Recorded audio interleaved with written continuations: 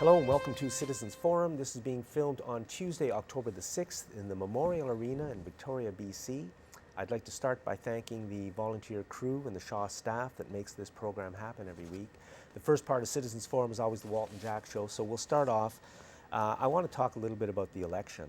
And I'm really beginning to wonder why nobody will call out Stephen Harper on any of the kind of misleading statements, nonsense, outright lies that he puts out. So I just want to talk a bit about deficits, because Mr. Harper is portrayed, he's always criticizing, these guys are going to create a deficit, and you can trust us not to run a deficit. We're going to make it the law. This is the nonsense he puts out. So here's the actual record. 2008, a $6 billion deficit. 2009, a $55.6 billion deficit, the largest deficit in Canadian history. So Stephen Harper ran the largest deficit in Canadian history, but that doesn't matter. 2010, $33.4 billion. 2011, $26.3 billion. 2012, I think that's $18.4 billion. 2013, $5.2 billion. And that's sort of where my numbers stop. And now they say they've run a surplus this year because they've taken money from Veterans Affairs and veterans who need help with PTSD can't get it. But nobody says that either. So, I mean, it really makes you think that all three parties are being run by one public relations firm, which is Hill and Knowlton, and they take the word from our corporate masters at the top, they spread it to all three parties. The script for all three parties is written, and here we are in the craziest election. Well, okay, Jack, that's exactly right. And I'm just going to flog my article one more time, because it does explain how that happens, how the Canadian federal election is being rigged by, as far as I'm concerned, in my opinion, by the Conservatives and the NDP have gotten together, did a bunch more research on that, and tried to figure out where it all started. It did start with Jack Layton back in 2004, and there was articles written about this unholy alliance between the Conservatives and the NDP. It didn't make any sense. The NDP were in a very good place where they were having good effect on government. They were holding the balance of power with the Liberals, which is always a good place for them to be. They got a few progressive pieces of legislation through. It was all working well. Harper knew he would never get in until he found some way of getting an angle on this election, on the electoral system. And how he did it is he bought off the NDP. And then they are secret partners ever since. And we saw this happen in the provincial election. As far as I'm concerned, in my opinion, they stole that election with using the same campaign team that the NDP used. They stole that election for the Liberals. They ripped the British Columbians off, not just the NDP. They ripped everybody off, and then off they went to Ottawa, and they're running the same scheme there with Mulcair teaming up with Harper with a strange campaign. He's running a lousy campaign. I was looking at his videos, looking at his TV stuff. He looked like Adrian Dix, all stiff and nervous, and he just wasn't natural. And that's how it's coming across. The public look at him and go like, what's the story with this guy? He's so uncomfortable with himself. That's because he's acting. Yeah, and even that shouldn't really matter. I mean, we should be voting on, and maybe that's what everybody is voting on. I mean, it's true, Mulcair is not, Mr. Mulcair is not, he's not that comfortable on television. A lot of people aren't. But, I mean, how, I just don't see it. They were going to bring in a minimum wage. That was put forward well before the election. And that's a good thing. I mean, the minimum wage should be raised to $15 an hour, but the story wasn't true because it was only for federally regulated workers, and that's almost nobody. And in most of those federally regulated areas, people are already making the minimum wage. Yeah. I mean, anybody who's working anywhere in Victoria, in a minimum wage job who thinks that the NDP story of bringing in a minimum wage to $15 is going to help them, it's not. And but they never get criticized for that. No. Harper doesn't get criticized for, for anything. Well, he destroyed destroyed science in Canada. He took apart all the federal scientific labs. He destroyed all the records. I mean, How can that happen? well, it happened, and the NDP are not talking about it. Of course, we have Harper and this right-wing, radical right-wing, really a nut job, as far as I'm concerned.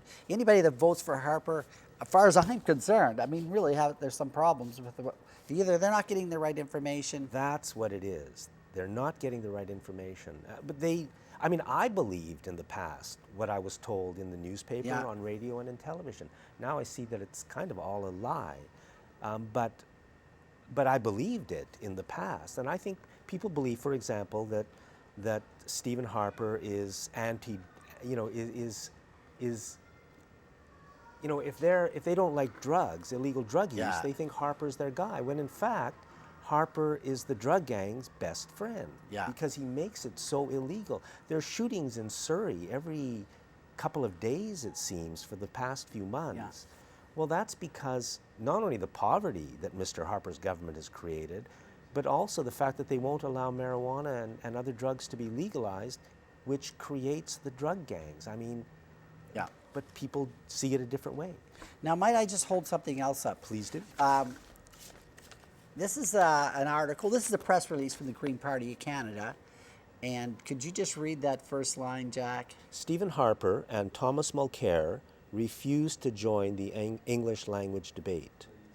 Which debate is that? That's the main big debate, the English language debate that the big networks put on for every election. Oh, so this would be the one that was on CTV and CBC. Yeah, this is like a playoff game and hockey night in Canada. Harper Everybody's and going to Mulcair. watch this. When is that dated? Is that recent? This was or- just released October 2nd. Okay. Now, to me, this So that is, debate's over. It won't happen. only the Liberals and the Greens are willing to go. I don't think it's going to happen. Now, what do you think of that, Jack? What do you think when Thomas Mulcair, well, Stephen Harper won't go, well, I'm not going to go either? Does that make any sense to you? I'm a member of the NDP. I assume. I don't know why they're doing it. I don't like it. I just don't like it. It's just not right. It's not democratic. Well, And- Mulcair was happy to go when Elizabeth May couldn't go to the other debates, the Monk debate and whatever. Yeah. He was very happy to go there and exclude her. And now when his arch enemy is not going to come, Mulcair's not going to go.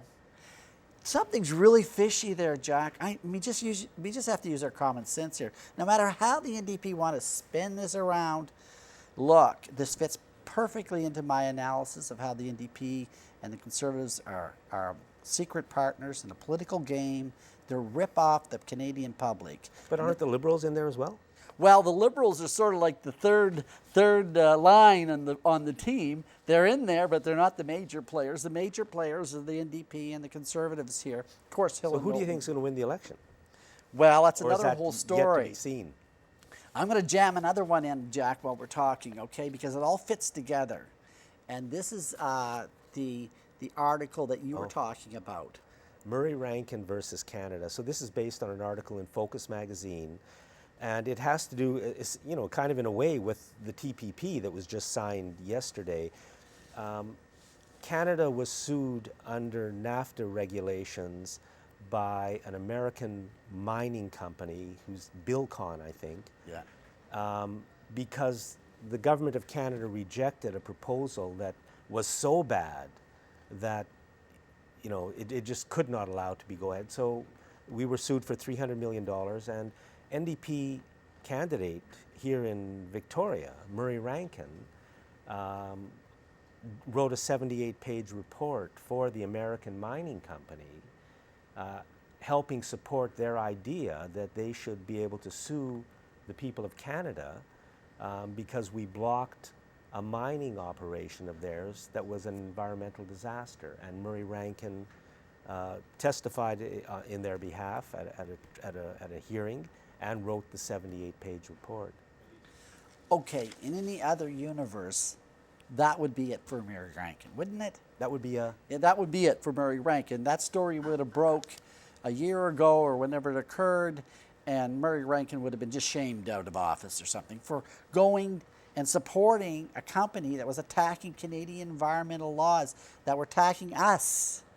And it took our $300 million out of our pockets. The money hasn't been. That was the lawsuit. They've won. Bilcon has won. The American mining company won.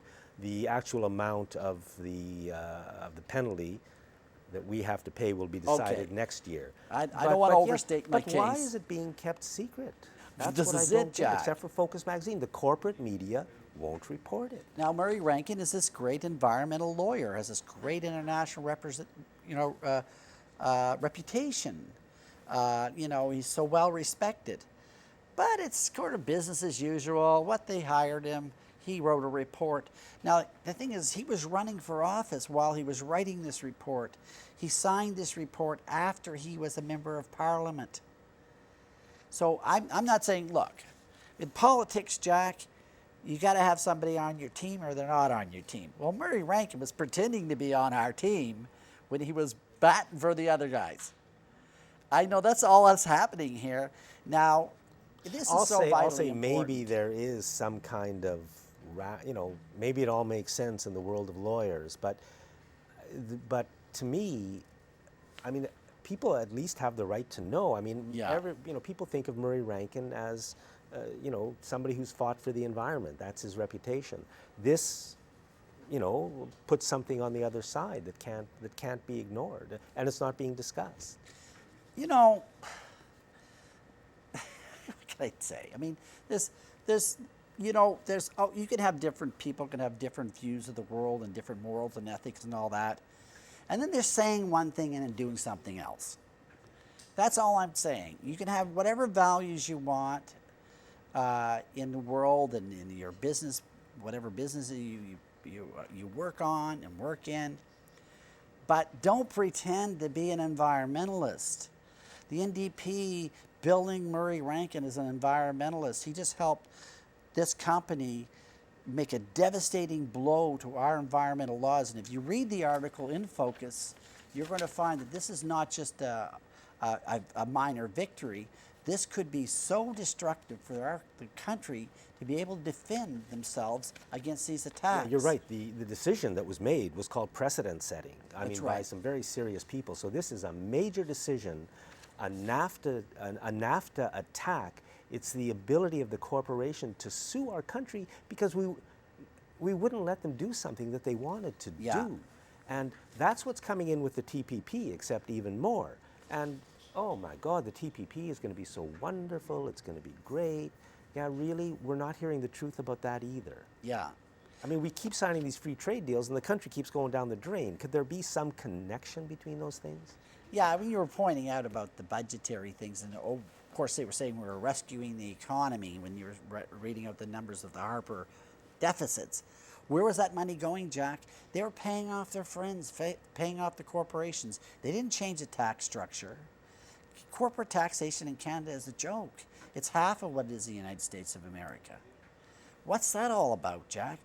That's like hundreds and hundreds of billions of dollars that should be helping us to manage our affairs in Canada. Right. And they're socking into the corporate pockets. Yeah, Harper's deficits were in the neighborhood of 150 to I think 170 or 180 billion dollars in these few years that he's been in charge. Yeah. And once they raise interest rates, just wait, folks, we're going to be paying. And yet there he is on the campaign trail talking about deficits, and the NDP won't call him out, and the Liberals won't call him out, and the media won't call him out. So he's allowed to go out there and just spout absolute nonsense to us, and nobody says a word. Well, I was thinking about it, and somebody else coined this phrase that the NDP was the fake left wing. Yes. And I thought, gee, that's pretty harsh to say that, the fake left wing. When I realized they're the fake political party. They're not even a political party, Jack. They're just some appendage hanging off of the Conservative Party of Canada that nobody wants to really talk about. They're going to do all the dirty work for the Conservatives and get the Conservatives elected. And then they're going to win a few more seats, and they're going to try to nudge the Liberals out of that official opposition spot. They're not running to win. They're running to just build up their own little nest egg, but never to be a government. They're never going to make it because they've sold out. The public is looking for something that's real. We're looking for politicians that are going to speak from the heart, that are connected to these issues. You know, that is why, is this an ad for the Green Party? I guess it is, because this is all I can say to you, that when I listen to Elizabeth May, when I talk to Elizabeth May and listen to her candidates, these are very concerned people. And they're coming from the workers. We see Indigenous people in that party. We see some diversity going on, and we see some compassion and something that's real. And that's why they're terrified of her, as far as I'm concerned, because Yeah, they won't let her into the debates. What a disgrace. And I when know. she finally is in a debate, Mr. Mulcair and Mr. Harper won't show up, so the debate's going to get canceled, the consortium debate that you just mentioned. yeah. So look, I'm sorry that my NDP friends are always contacting me Still and have telling me friends to in the NDP? cut Oh it my out. God. Give me something that's good to talk about. Oh, I just want to mention before we go too far into the show that, The show's almost over.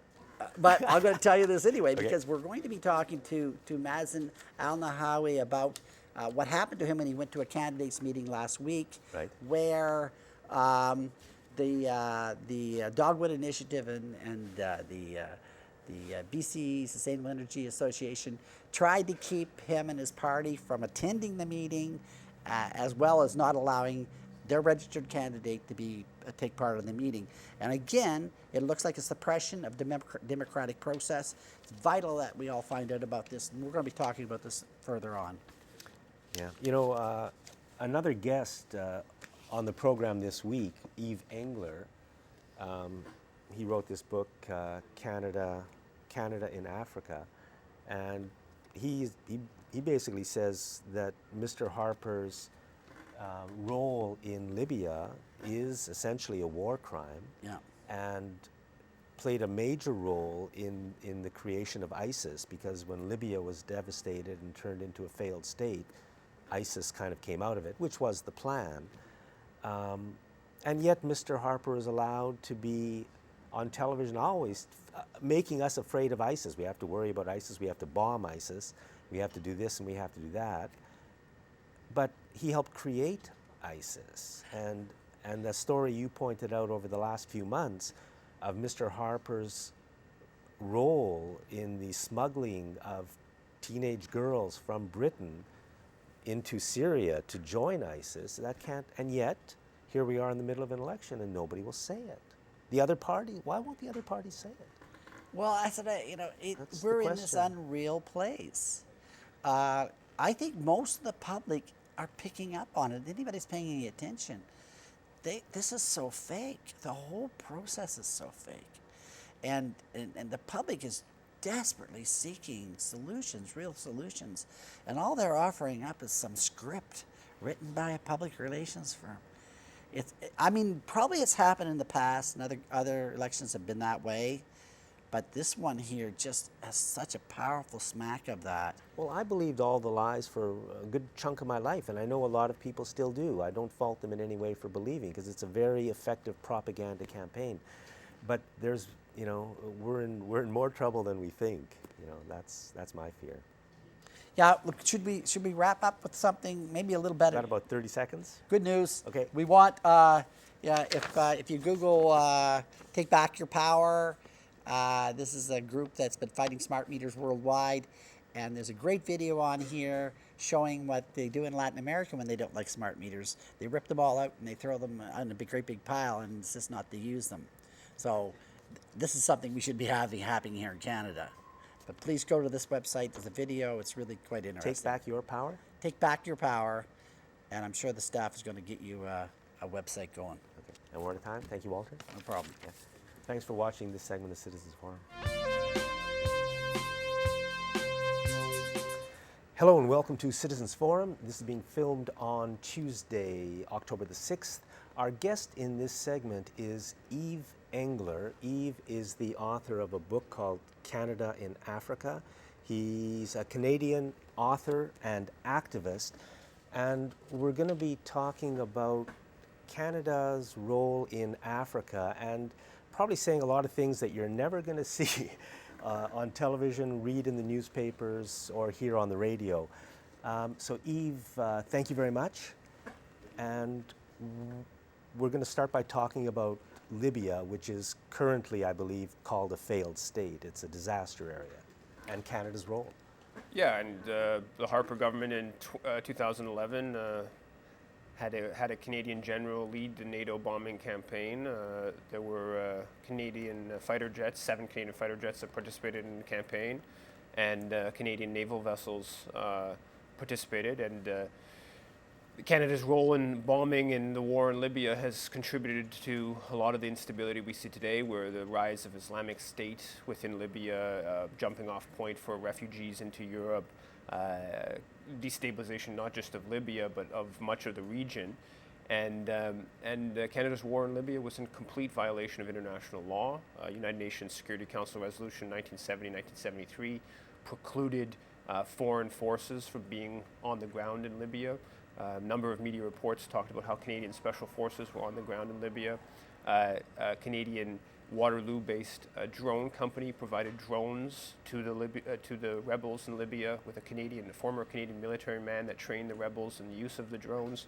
Complete violation of international law. The UN resolutions that called for an arms embargo of Libya.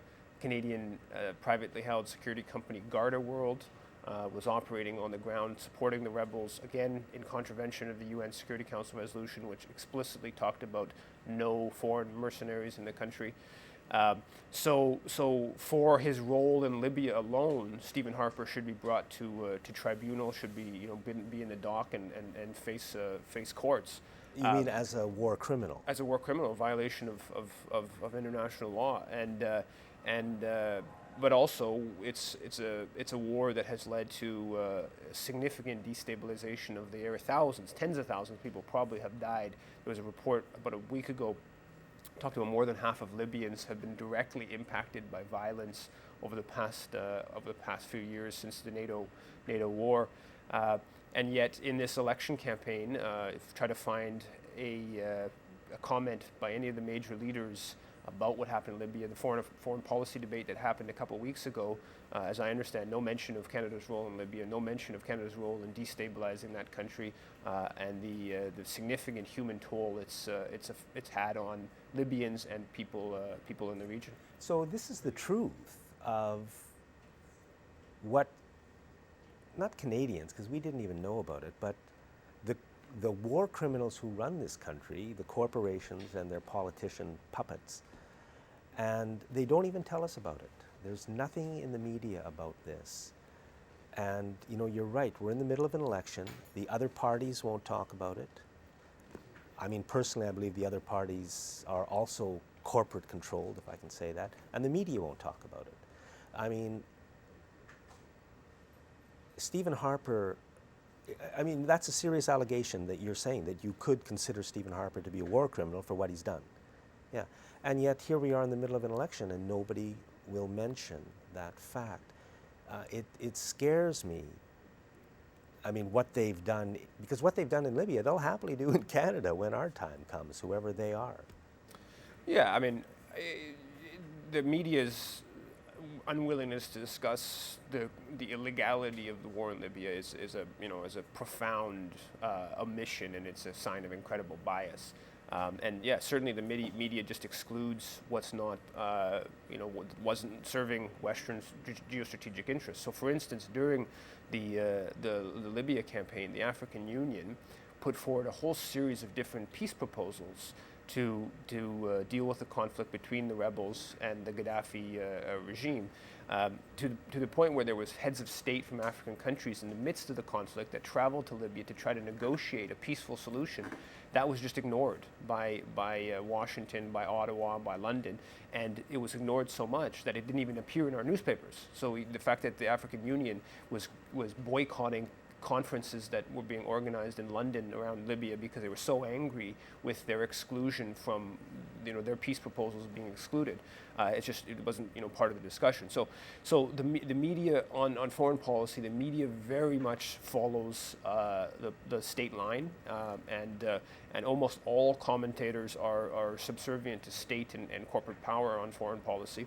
So that means that we never hear the truth in any of our corporate-owned media, CBC, CTV, the Toronto Globe and Mail, all the local newspapers and all the radio stations, all of which are owned by half a dozen corporations. Yeah, I wouldn't say we never hear the truth, but I would say that what we hear very select pieces of the truth, and the overall picture is almost never fully presented. So can I suggest that what happened in Libya is exactly the same as what happened in Syria? It was the creation of a rebel force by the United States with possibly Canadian assistance. So they created a rebel terrorist army, basically, in Libya, and armed it, funded it, got it going, used it to attack the government, and then my recollection is NATO came in to support this rebel force. And now, before this, Libya was the most prosperous nation in Africa, and they've destroyed it completely.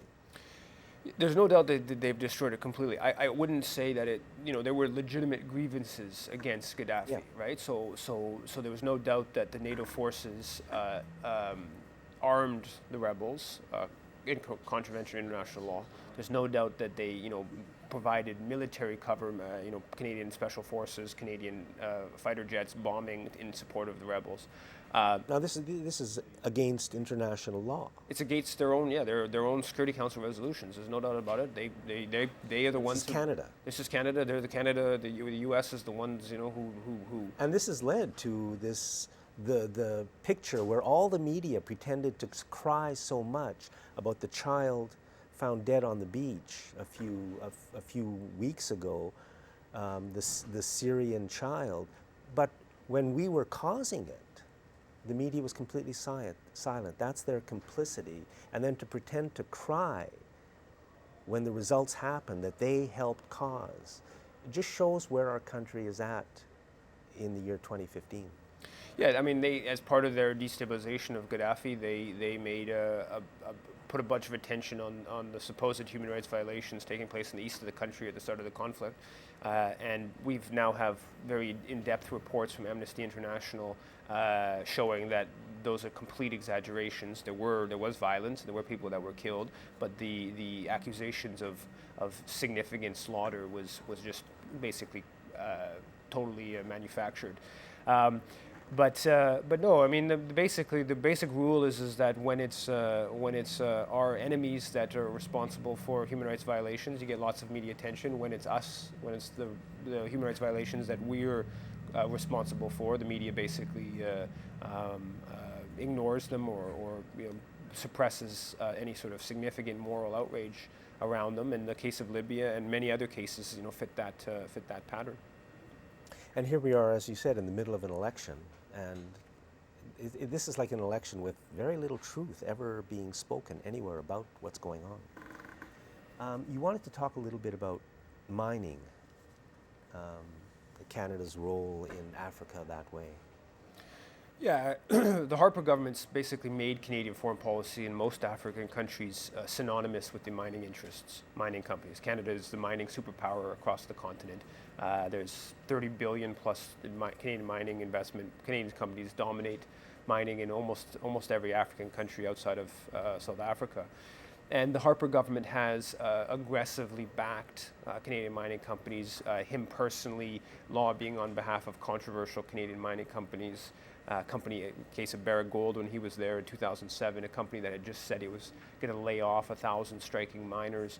Harper government's put tens of millions of dollars of Canadian aid money into supporting mining interests, sometimes quite controversial initiatives, where in one instance where they brought a Canadian NGO together with a Canadian mining company to work on the NGO to work in the community where the Canadian mining company is operating, which is really designed to sort of pacify local opposition to the Canadian-owned mine. What was the Canadian NGO? Plan Canada. Plan Canada. Very well-known NGO, $5.5 million in Canadian aid money devoted in Burkina Faso to Plan Canada's initiative. But really across the continent, the Harper government has been channeling aid money to different mining-related initiatives. They've also been signing foreign investment promotion and protection agreements with different African countries, and these foreign investment promotion and protection agreements provide Canadian mining companies with the ability to sue governments, African governments, for lost profits. If a government was to expropriate a mining concession, if it was to bring in domestic procurement rules mandating... And of course we have the same laws here in Canada, so they can do it to us too. Yeah, well, exactly. Yeah. Well, they're also signing these FIPA-type agreements with there's a FIPA-type thing within NAFTA. But the difference is that, first of all, it's all one-sided. It's only Canadian companies that are going to be potentially suing African countries because there is no investment going the other way. Yeah. Also, these, unlike NAFTA, this FIPA the FIPAs that they've been signing, they've signed between 10 and 15 of them with African, or negotiators signed with African governments. They're actually locked in for 16 years. Unlike NAFTA, which actually can be abrogated in about 6 months, the FIPA is effectively locked in for 16 years, meaning that if a democratically elected African government today signs a FIPA, future governments are beholden to that. So if a government wants to, change directions. But even worse in the sort of undemocratic nature of signing these agreements with African countries that the Harper government's been pursuing, in the spring, they signed a foreign investment promotion and protection agreement with the government in Burkina Faso. The government of Burkina Faso was a caretaker government because in October there was a popular revolt against elected government, or against the 27-year Blaise Compaoré regime, and they were supposed to be preparing for elections in October. So basically the Harper government signed a FIPA agreement with the regime in Burkina Faso with no pretense of electoral legitimacy, but it's going to lock in future governments for 16 years. And so that's what Canada does, and we don't know anything about it. And here we are in the middle of an election, and we've only got a couple of minutes left, but there was a democratic movement in Africa many years ago, and I remember the name Patrice Lumumba. If you can just set the stage and talk a bit about Canada's role in that, and we've just got a short time. Yeah, so there's a history of Canada playing a role in overthrowing the post-independence progressive African leaders, and no example is more significant than Canada's role in undermining and then assassinating Patrice Lumumba at the end of 1960. Now, was he what you would call a potentially good leader? I would say, he only had 3 months in office. He was elected upon independence. Belgians had a very brutal form of colonial rule in the Congo. So there was some hope. There was a great deal of hope. And Canada played a role in... And Canada played a role through a UN mission. The Lumumba basically turned to the UN when the Belgians supported a secessionist movement in the east of the country and so Lumumba wanted a UN force to protect the territorial integrity. And they betrayed him. And the UN force, which Washington used really much to undermine Lumumba, and a Canadian colonel, 1,900 Canadian troops participated, played a very important role in the intelligence gathering, and a Canadian colonel boasted years later that he told Joseph Mobutu, the longtime dictator, where Lumumba was. Mobutu captured Lumumba and he was assassinated a few weeks later. His body dissolved in acid. So Canada played a very important role in this widely seen as a major imperial crime of the post-independence period in Africa. Yves Engler, thank you very much. And folks, that unfortunately, we've got to deal with the truth. We can do a lot better than this. The corruption at the highest levels of our country is completely out of control. Thanks for watching this segment of Citizens Forum.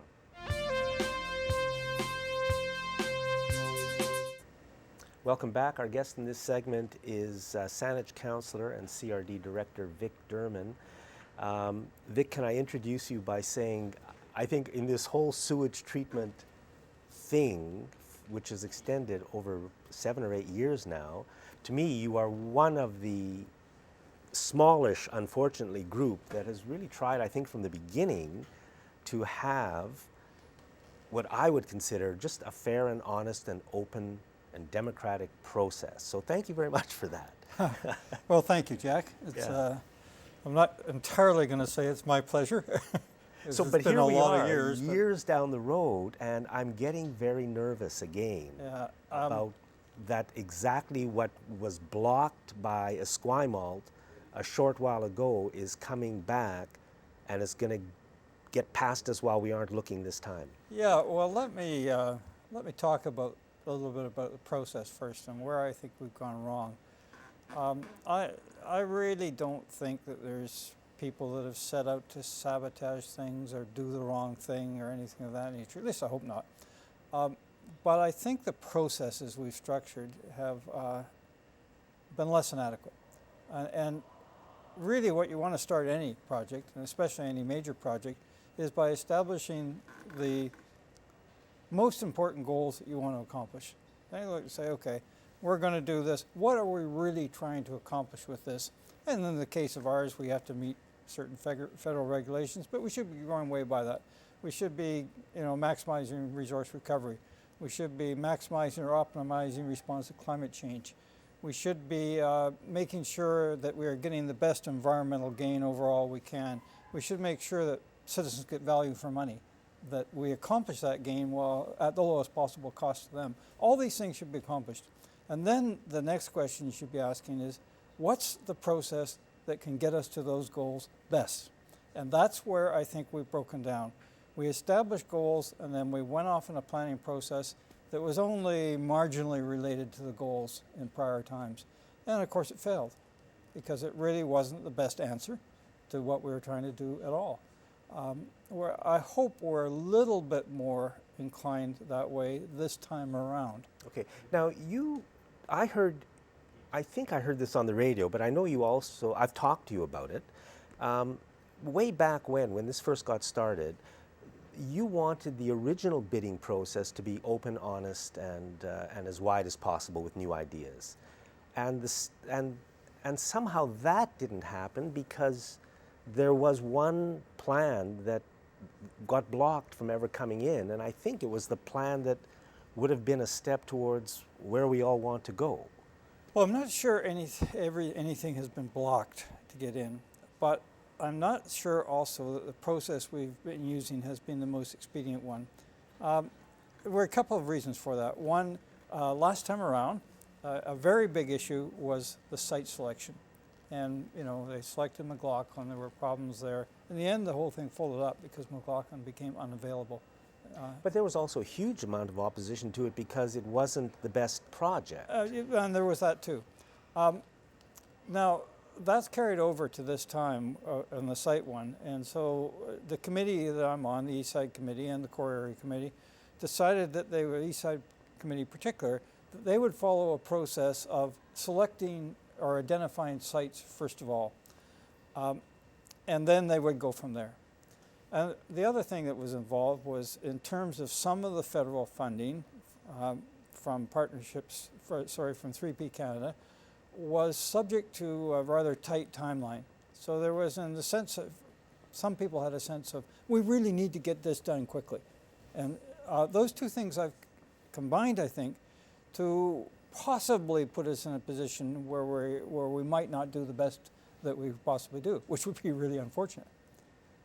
So what I heard, like John Farquharson was on the show last week. Oh yeah, I know John, sure. And I think what he said was that a company called Urban Systems has been hired to look at and cost out some alternatives. Sure. But the two alternatives they're looking at are both single site alternatives, one site, and they may kind of be looking at a distributed system as well, but there are many distributed systems. Yeah, absolutely. And they may not look at the right one. Excellent distributed systems. There are good ones, there are bad, indifferent ones, and there are bad ones. Yes. What happened was we ran this process that was first of all centered around sites. And we put the sites out for the public to say, yes, we could support something there, or no, we don't want it there. The middle of Beacon Hill Park, no, we don't want it there. This kind of thing. And then from that, we attempted to identify the sites that would be acceptable to the public and put them forward as sites we would try to design something around. Now that was really problematic for a couple of reasons. One, the public really had almost no information on the sites, other than the fact that something might be put there or could be put there. There wasn't anything about what would actually be put there, or would it be small, would it be large, about the costs or anything. So the public tended to react, and they tried their best, but they tended to react by saying, oh, which is the possibly the least intrusive site to a neighborhood, without having any idea what was going on it. And so we wound up with Rock Bay area as a first choice. Well, I just want to say to them, I was at those meetings where sites were eliminated. Yeah. But the table I was at, and there weren't that many tables, and we were an important part of it. We didn't really eliminate any sites. We said, yeah, these might be the best, but we don't know anything about technology or anything else. But then, all of a sudden, those sites that, we said these would be the best, these wouldn't be the best, but we didn't eliminate them, but later they were eliminated. Yeah. Well, and pretty hard to tell if they'd be the best, because in reality, when you're looking for the best possible system, it's partly site, it's partly the technology that you select. But the most important thing really is the architecture or design you create from that technology in those sites. None of that was done. So there was a meeting after the meeting you went to, when we put forward some of these sites and asked the public to try to say which ones they liked the most. We had a lot of the public say, how can I answer? I don't have enough information. I don't have any idea what you're putting there. I don't have very much information on the advantages of these sites, the disadvantages, costs, nothing. So from that, we nevertheless went forward and said, okay, these are the sites that we're concerned with right now. And we hired Urban Systems, an engineering firm in town, to come up with possible projects. There are three possibilities, really. One large plant for the whole region, one large plant for the east side. Now, can I ask, are those secondary treatment or tertiary treatment? Would be determined, but so secondary is still on the table? The committee has indicated a preference for tertiary or higher level. And finally, a possible distributed system. They could come up with something very, very good, and they might not.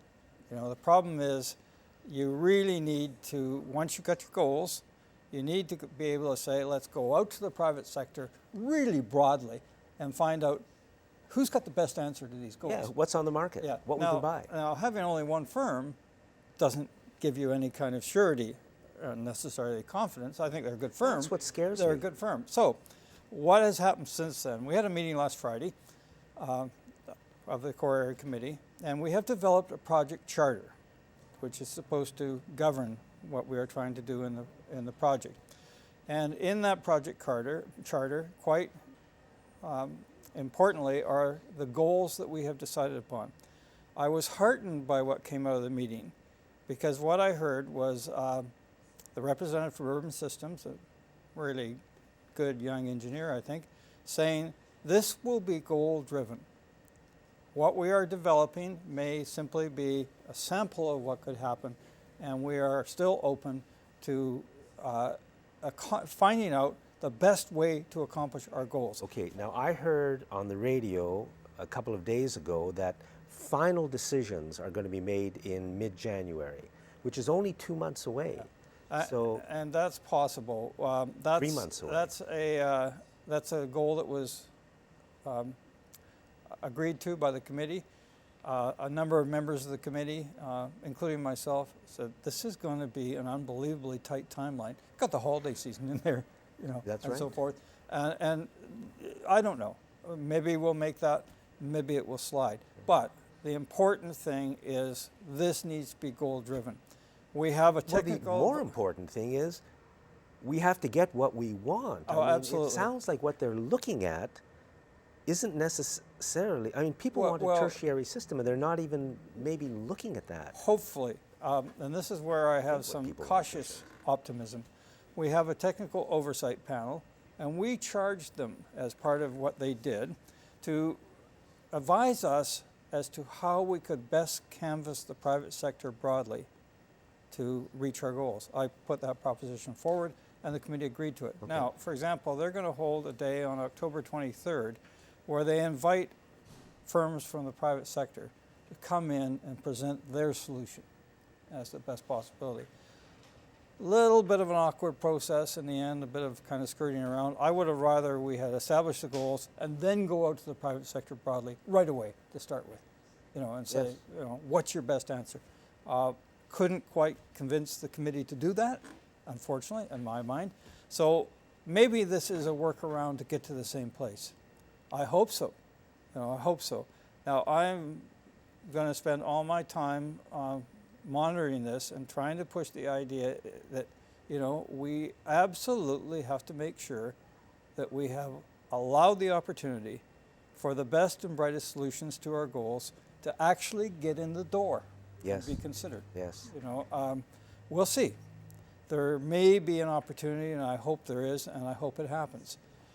We have had presentations from companies at the core area who look at an integrated approach to waste streams and claim, and they are not fly-by-nighters, claim they could build the whole thing by integrating parts of the waste stream and actually produce it at no cost to taxpayers, no net cost. Okay. So the cost there's, of borrowing. there's the wonderful dream, and let's hope it's a great system.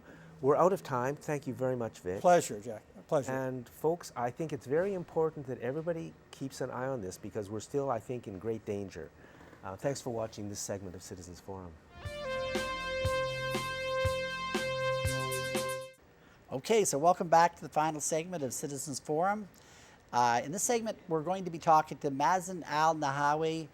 Mazin has worked for us and done lots of great volunteer work at Shaw and has done some great film work and things. And Mazin is a member of the Communist Party of Canada. And Mazin wanted to have his candidate, who was a registered candidate in the next federal election, to be able to attend a candidates meeting at the United Church in Esquimalt last week.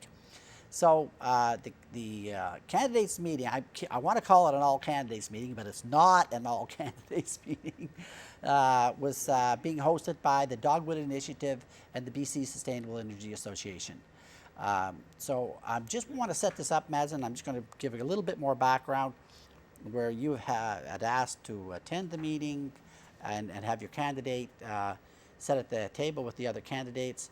And then you ran into some problems. And maybe you should just pick the story up right there as to what happened.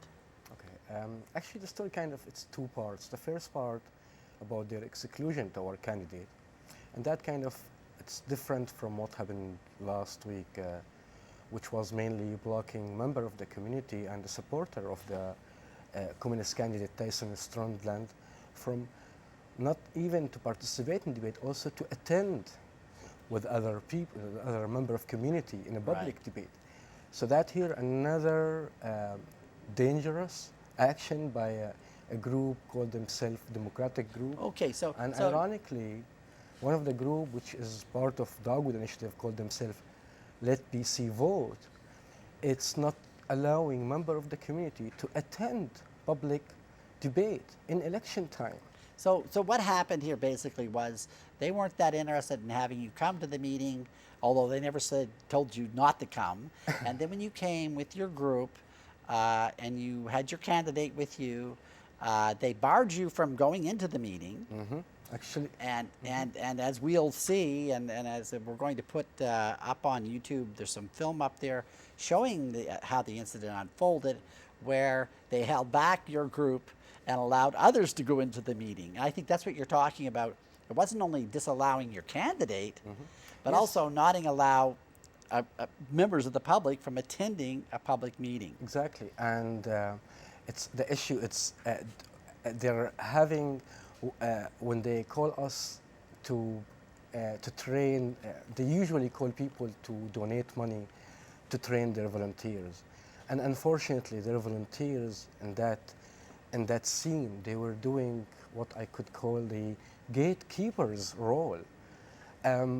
Many of these volunteers, they want to do something good, and they seek to do this kind of activism really, through society. They could be placed in a very unfortunate exactly. place. The organizer put the volunteer in a very That's awkward right. position, And the organizer, one of them is Jeff Bittman from Transition Souk and BC Sustainable Energy Victoria chapter, was standing aside using sometime the video but not doing anything at all. Lindsay Easton, I think, the communication director of Dogwood Initiative, she's the one who went and called the police. Yes. And they claim many reasons again. Before that, for the exclusion, they claim time and management first. Later, they said our candidate's name is not on the ballot. Today, they mentioned that there was no place or capacity now. And our videos show exactly how they were letting people on the side to go to the hall, meanwhile blocking us from attending. It was on video. So I don't know how they claim that there is no space there. So basically what happened, you folks arrived to the meeting, you wanted to enter, they barred the door and wouldn't allow you in, and then there was a little bit of pushing going on. I never saw it, it wasn't shown on the video, but that was reported, and then one of the organizers phoned the police. This is all shown on the video. And by the way, it's great viewing, Mazin. You just did that with a cell phone. It's fantastic camera work. And then the police officer arrives. And basically what transpired after the officer arrived? The officer actually was, at the beginning, came and told us, we don't want you here. Or the organizer don't want you here. It's a private meeting. So they gave the officer or the police department a wrong picture, telling them that we are trying to disturb or we were just trying to get in. Even if our candidate stood up and said, I am a candidate, I have right to be there, he's doing his duty as a citizen and as a candidate. They kind of anticipated this kind of scenario. Yeah. So they wanted to keep with their undemocratic decision of excluding us and also continue further by not allowing us to attend. Fearing from this kind of scenario, ending up calling the police and tell them that, and the police later find out that no, there is people can go inside and outside, and there's even some people were leaving at some point. So he started to question them about the real issue. That's right. And I would like from people to go and see the clip. It's really damning about how these volunteers and how this organization were doing a gatekeeper, and not more than that, they consider themselves the guardian of our democracy, and nobody can question them. And further calling the police to enforce their position. And they wished us to be in the end wrapped up and thrown in prison. And with this talk about fear and security, we could end up in a very harmful position because of calling the police. And we would like to thank a lot, a very special thanks to Reverend Benoit, the minister of the United Church. She was the one who stopped everything and told them they have the right to be here. So let me sort of recap, because I've seen the video. Basically, the police arrived. Your party said that you were in the midst of an act of civil disobedience, that you weren't going to leave. I think the police officer was a little confused what he should do. Then he called in his supervisor. He's waiting for his supervisor to arrive. And during that time, the minister of the church arrived and said, you folks are welcome here. And she just overruled basically what the Dogwood Initiative and the BC Sustainable Energy Association position was on it. Exactly. Now, we want to let people know that this is a good news story. Yes, and things happened badly up to that point. So tell us what happened after that. And more good story to that. We appreciate very much the response of the candidate Randall Garrison and the candidate David Murner from the Liberal, the NDP and the Liberal. Both of them were so firm. Randall Garrison said absolutely yes with that when Tyson stood up and asked the candidate about his right to be sitting with them on the table, responding to the community because the community put his name on the ballot. Yeah. So Randall Garrison said absolutely yes. Yeah. David Murner, and I agree with him, said shame on the organizers for that exclusion. Yeah. And that is part of the good news. And plus, as we mentioned, the great stand of Reverend Benoit of the United Church.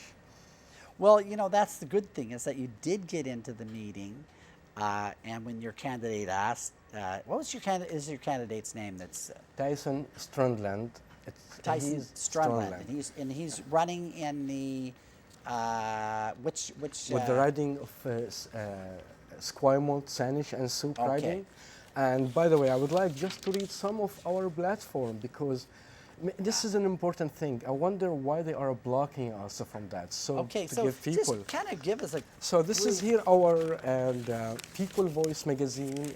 And part of our platform is create job and increase wages, expand universal social program and poverty, peace and disarmament, tax the greedy, not the needy, public ownership and democratic control, insecurity state laws, keep industrial job in Canada, global environmental justice, act to halt climate change, nationalize energy and national resource, expand public health care, fair trade and sovereignty, not capitalist globalization, justice for Aboriginal peoples and Quebec, full gender equality now, fight racism, sexism and homophobia, a democratic immigration policy, a future for youth where education is for all, yeah. a bill of right for labor, make every vote count, supports family farmers, defend Canada's food sovereignty, and housing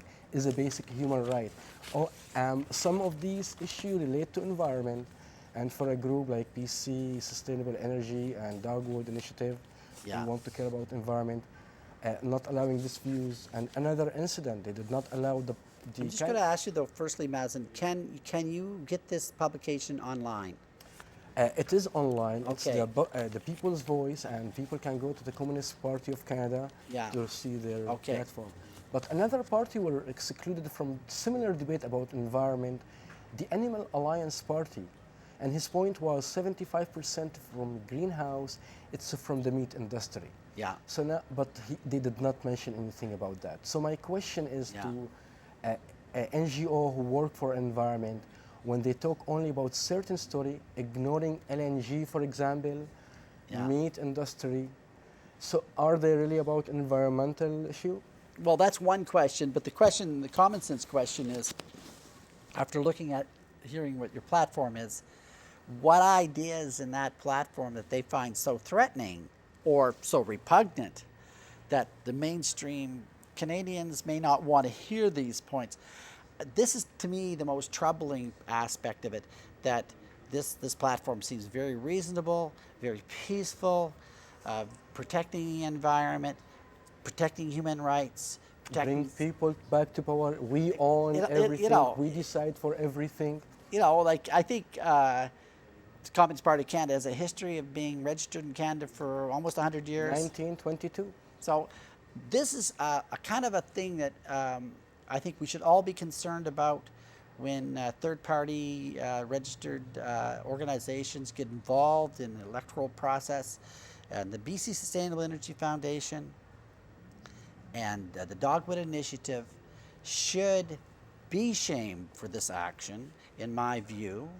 And I think we're going to follow this up in further coverage.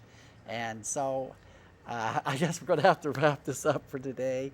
And but we are going to go back and cover this again. So have a nice week, folks, and see you next week.